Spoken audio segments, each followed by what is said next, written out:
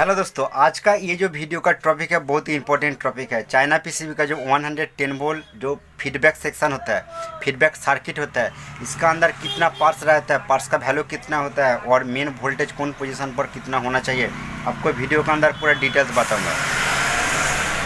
बार दोस्तों, आपको ये वीडियो के अंदर बताना चाहता हूँ। बहुत दोस्त ने पूछता है कि सर आप कहाँ पर रहते हो। तो दोस्तों, मेरा जो एड्रेस है ये स्क्रीन के ऊपर मैं दे देता हूँ, आप देख सकते हो। ठीक है दोस्तों, तो चलिए मैं बिना टाइम वेस्टेज नहीं करना चाहता हूँ, वीडियो पर ले चलता हूँ। आज आपको वीडियो के अंदर बहुत एक इम्पोर्टेंट टॉपिक लेके डिस्कस करूँगा। तो दोस्तों, ये एक जो लोकल चाइना किट कहा जाता है CRT TV का, तो दोस्तों ये मार्केट का किट है। ठीक है, तो अभी जो ये किट चाइना क्यों कहा जाता है, आप एक बार कमेंट करके बता सकते हो, क्योंकि मेरा दिमाग में कुछ भी नहीं चल रहा है क्यों ये चैसिस को चाइना कहा जाता है। बट दोस्तों, ये पीसीबी इंडिया का अंदर भी अभी मैन्युफैक्चर हो रहा है। ठीक है, तो मार्केट का ये जो लोकल किट है इसका अंदर तो दोस्तों 88 ISO अधिकतर देखा जाता है। और अलग अलग जो मार्केट का अंदर चाइना पीसीबी जो लोकल किट देखा जाता है उसका ड्राइंग थोड़ा सा इधर उधर है, बट इसका जो पार्ट्स, इसका जो ब्लॉक डायग्राम ये सेम ही है। ठीक है, तो इसीलिए मैं इसी तरह जो चैसिस मार्केट का अंदर बहुत टीवी है, तो ये चैसिस का अंदर बहुत मैं अलग अलग टॉपिक के ऊपर वीडियो बनाया। ठीक है, तो कुछ दिन पहले ही मैं इसका जो रेगुलेटर सेक्शन होता है, रेगुलेटर सेक्शन का ऑल पार्ट्स डिटेल्स और वोल्टेज के बारे में डिटेल्स में बताया।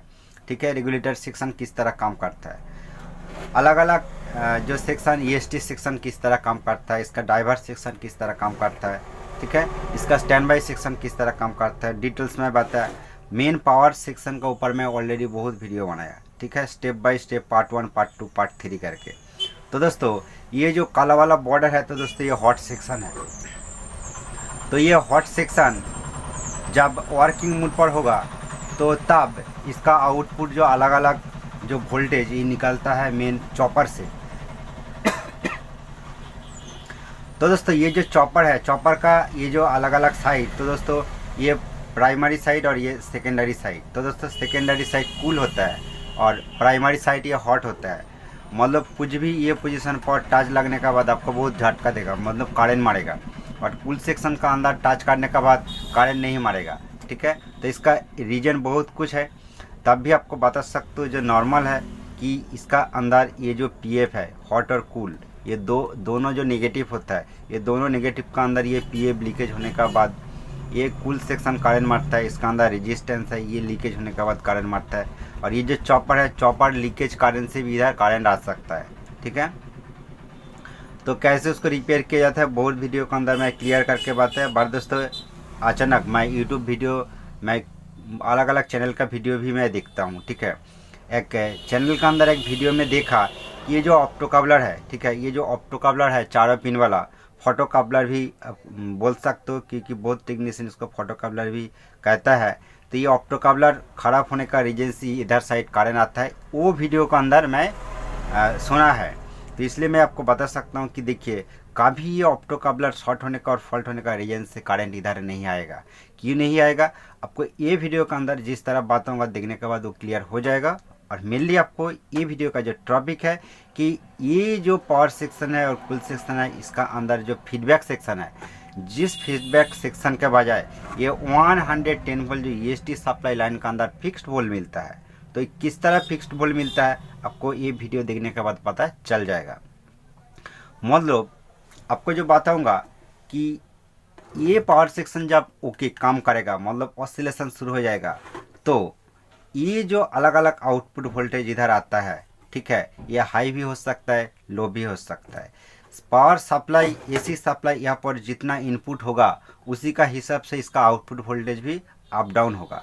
बट दोस्तों, अब जरूर देखा होगा कि पावर सप्लाई थोड़ा सा लो, थोड़ा सा हाई, मतलब 50 वोल्ट आप लो और हाई करके भी सप्लाई इनपुट करेगा, तो तब भी EST सप्लाई जो EST पर जाता है 110 वोल्ट वो फिक्स्ड रहता है।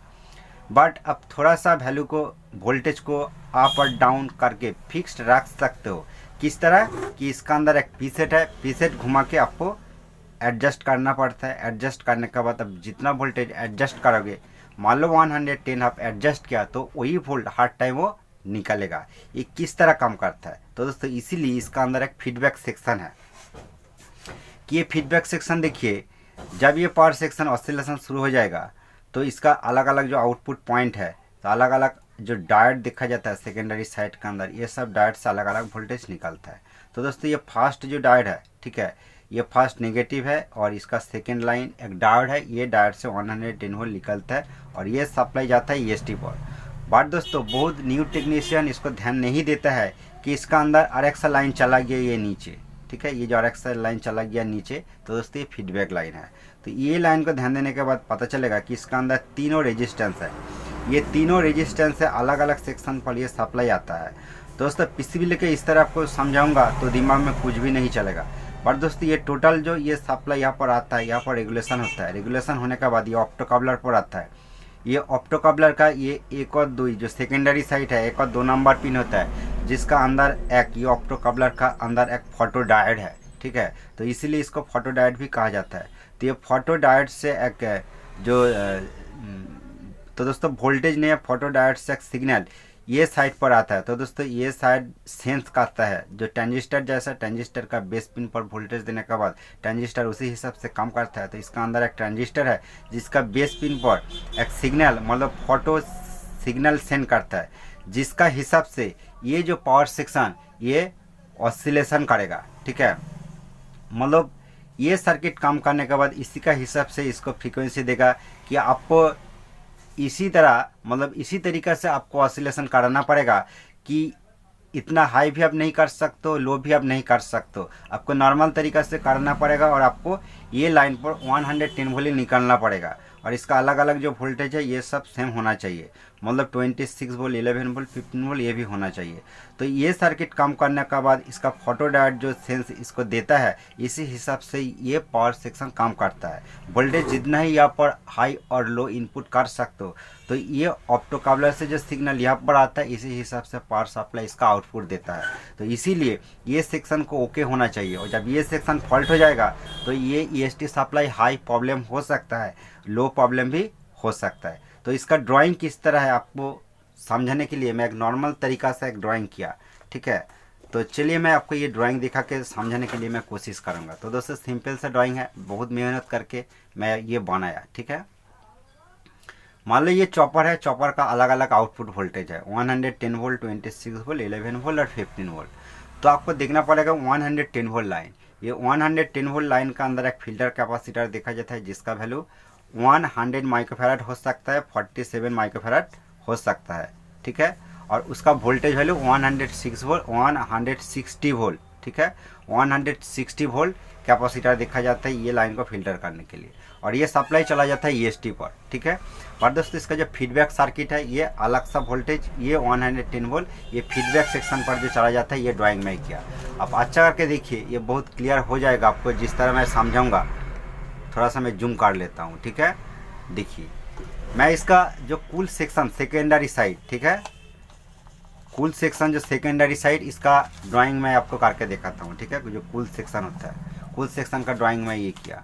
देखिए ये 110 वोल्ट फर्स्ट किस तरह आता है, देखिए इसका बीच में एक रेजिस्टेंस देखने को मिलेगा जो 47 के का रेजिस्टेंस है, और वो लाइन से डायरेक्ट ऑप्टोकपलर का 1 नंबर पिन पर जाता है, ठीक है। ये ऑप्टोकपलर का ये चारों लेग होता है, ये मैं ड्राइंग किया।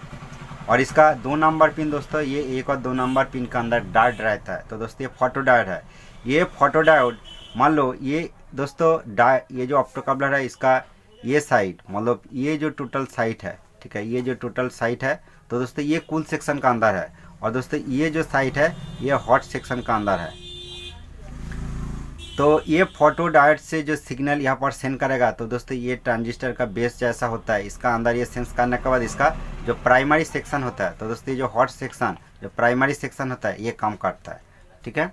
तो इसका सिग्नल किस तरह बनता है, कौन पोजीशन पर कौन सा पार्ट है, आपको डिटेल्स ये ड्राइंग के अंदर दिखाता हूँ। फर्स्ट आपको बात है 47 के रेजिस्टेंस 1 नंबर पिन पर आता है, ठीक है। और 1 नंबर पिन का बीच में एक रेजिस्टेंस देखने को मिलेगा 22 के, ठीक है, 22 के जो नेगेटिव के साथ कनेक्शन रहता है। और ये जो 110 वोल्ट लाइन है ये लाइन से और एक रेजिस्टेंस 22 के ये भी नेगेटिव के साथ देखा जाता है। बट दोस्तों सभी PCB का अंदर मतलब सभी चाइना PCB के अंदर ये रेजिस्टेंस आप नहीं देख सकते हो, ठीक है, बट कुछ कुछ PCB के अंदर आप देख सकते हो। क्लियर हो गया। और उसका बाद चलिए जी, कुल सेक्शन का अंदर आया एक ट्रांजिस्टर 18-15 ट्रांजिस्टर दिखा जाता है। तो 18-15 ट्रांजिस्टर देखा जाता है। तो ये ट्रांजिस्टर का एक कलेक्टर पिन जो होता है, ये कलेक्टर पिन का साथ ये ऑप्टोकपलर का 2 नंबर पिन का साथ कनेक्शन देखा जाता है। ठीक है। और दोस्तों ये जो ट्रांजिस्टर 18-15 ट्रांजिस्टर का जो इमीटर पिन, यहाँ पर एक सप्लाई आता है। ये सप्लाई दोस्तों 100, तो दोस्तों ये 110 वोल्ट लाइन है। ठीक है। ये लाइन से एक रेजिस्टेंस 150 के का रेजिस्टेंस दिखा जाता है। आपको ध्यान रखना पड़ेगा, ये रेजिस्टेंस का बाद जो ट्रांजिस्टर पिन है, ये पिन का साथ एक जेनर डायोड आपको देखने को मिलेगा। ये सभी चैसिस का अंदर देखा जाता है 6.2 वोल्ट एक जेनर डायोड। तो इसीलिए सप्लाई देने के बाद ये जो ट्रांजिस्टर का पिन है, जो जेनर डायोड है, ये पिन पर जो इमीटर पिन होता है, यहाँ पर हर टाइम 6 वोल्ट देखने को मिलेगा। 6.2 वोल्ट देखा जाता है। ठीक है, 6.2 वोल्ट। तो ये वोल्टेज आपको चेक करना पड़ेगा कुछ भी पावर रेडी करने का समय। यहाँ पर वोल्टेज गड़बड़ देखेगा तो आपको जरूर ये रेडी करना पड़ेगा, और ये वोल्टेज गड़बड़ होगा तो EST सप्लाई हाई और लो हो सकता है। बहुत ही इंपॉर्टेंट ये वोल्ट है। और उसका बाद और एक जो रेजिस्टेंस देखा जाता है 110 वोल्ट लाइन से 100 के का रेजिस्टेंस।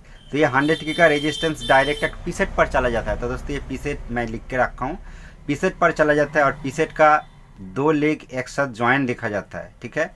और ये जो ज्वाइंट, ये जो रेजिस्टेंस 100 के, ये रेजिस्टेंस से ये ट्रांजिस्टर का बेस पिन पर चला जाता है। ठीक है। तो इसका सिंपल ड्राइंग है। और जो पीसेट है, पीसेट का और एक जो पिन रहता है, वो पिन 5.4 के रेजिस्टेंस से ग्राउंड दिखा जाता है। ठीक है। और पीसेट का वैल्यू 2K। ठीक है।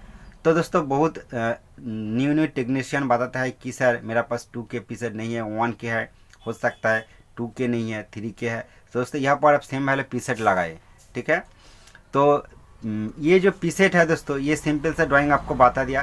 तो इस तरह ये काम करने का बाद तब इसका 110 वोल्ट प्रॉपर तरीका से देखने को मिलेगा, और इसका जो अलग अलग आउटपुट वोल्टेज ये तब प्रॉपर देखने को मिलेगा। ये 110 वोल्ट लाइन वोल्टेज बढ़ जाएगा तो ये सब अलग अलग आउटपुट वोल्टेज भी बढ़ जाता है। बट दोस्तों आपको बताना चाहता हूँ, ये जो मैं बॉर्डर किया, ठीक है, ये जो बॉर्डर किया, तो दोस्तों ये कूल सेक्शन का है, और दोस्तों ये हॉट सेक्शन का है। तो हॉट सेक्शन का ये जो 4 नंबर पिन और 3 नंबर पिन का साथ जितना पार्ट्स कनेक्शन है, तो इसका ड्राइंग में नहीं किया।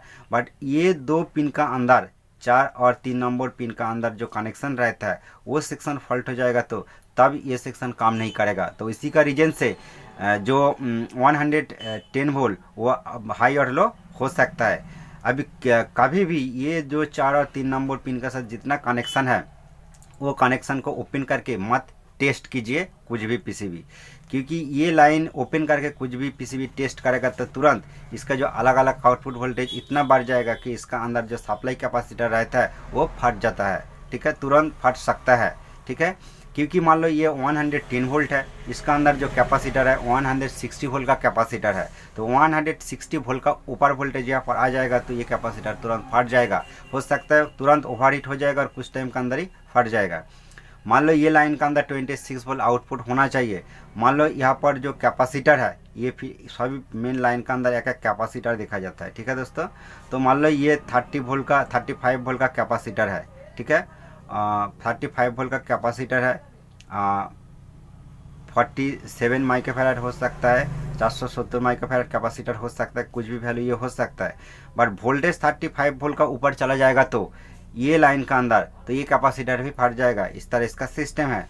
ठीक है, तो आपको बता देता हूँ कि देखिए ये जो 2K का पीसेट है, पीसेट के ऊपर किस तरह लिखा जाता है, 202 इस तरह लिखा देखा जाता है। ठीक है, 2K पीसेट होगा तो पीसेट के ऊपर क्या देखा जाता है, 202। तो जो 202 मतलब ये 2K का पीसेट है। ठीक है, बहुत रेजिस्टेंस कैलकुलेट करने का समय आपको दिखाया, PF कैलकुलेट करने का समय आपको दिखाया कि मान लो आपका पास 202 पीसेट नहीं है, आपका पास 203 पीसेट है। तो दोस्तों बहुत टेक्नीशियन, बहुत न्यू दोस्त बताता है कि सर ये PF चलेगा कि नहीं। तो दोस्तों ये PF यहाँ पर कभी नहीं चलेगा, क्योंकि इसका डिफरेंट बहुत हो जाएगा। 202 इसका मतलब क्या होता है कि ये 2K का पीसेट है, और ये 203 पीसेट होगा तो इसका मतलब हो जाएगा 20K का ये पीसेट। तो इसका वैल्यू आप देख सकते हो कि कितना फ़र्क है। ठीक है, तो दोस्तों ये वीडियो के अंदर आपको जो इन्फॉर्मेशन शेयर किया, आप अच्छा लगे तो प्लीज़ एक लाइक कर सकते हो, और ये चैनल पर अब नया है तो प्लीज़ चैनल को जरूर सब्सक्राइब करके रखिए। और आप चाहे तो ये जो मैं ब्लॉक डायग्राम किया, ये ब्लॉक डायग्राम को आप कैप्चर करके रख सकते हो। थैंक यू दोस्तों ये वीडियो फुल वॉच करने के लिए।